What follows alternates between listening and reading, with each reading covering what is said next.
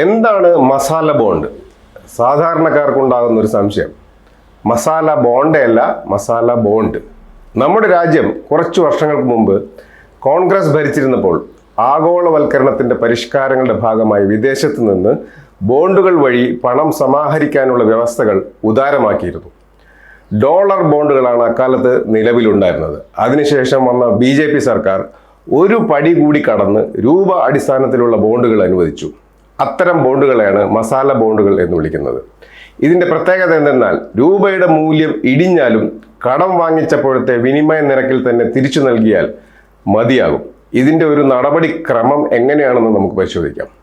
ഇത്തരം ബോണ്ടുകൾ ഇറക്കുന്നതിന് മുൻപായി ഇന്റർനാഷണൽ ക്രെഡിറ്റ് റേറ്റിംഗ് എടുക്കേണ്ടതായിട്ടുണ്ട്.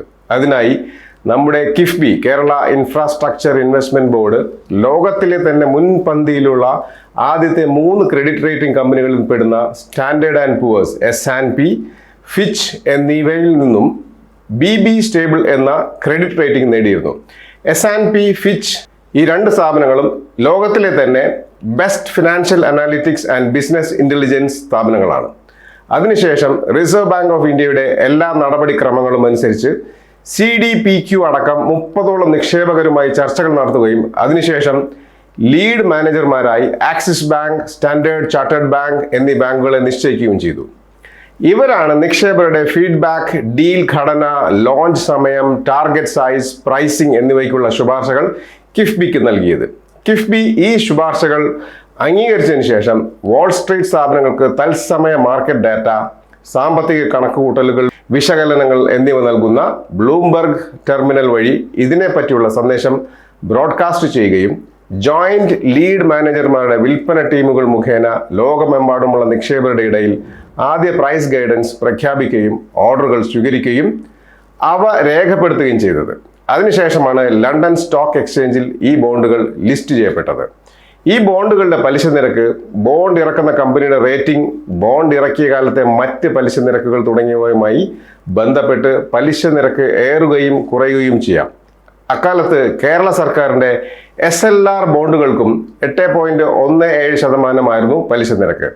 ആന്ധ്ര സർക്കാരിന്റെ അമരാവതി പ്രോജക്റ്റിനാണെങ്കിൽ ആഭ്യന്തര ബോണ്ട് വഴി ധനം സമാഹരിച്ചത് 10.32%.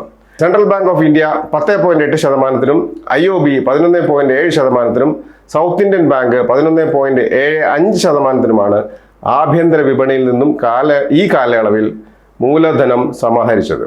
അതേസമയം പലരും ചോദിക്കാറുണ്ട്, ഇത്ര ബുദ്ധിമുട്ടി മസാല ബോണ്ടിൽ നിന്നും പണം സമാഹരിക്കാൻ ഒരുമ്പെട്ടത് എന്തിനെന്ന്. വെറും 2000 കോടി രൂപ നേടിയെടുക്കുക മാത്രമായിരുന്നില്ല കിഫ്ബിയുടെ പ്രാരംഭ ലക്ഷ്യം. ഇപ്പോഴത്തെ സ്ഥിതി വെച്ച് 90,000 കോടി രൂപയാണ് സമാഹരിക്കേണ്ടത്.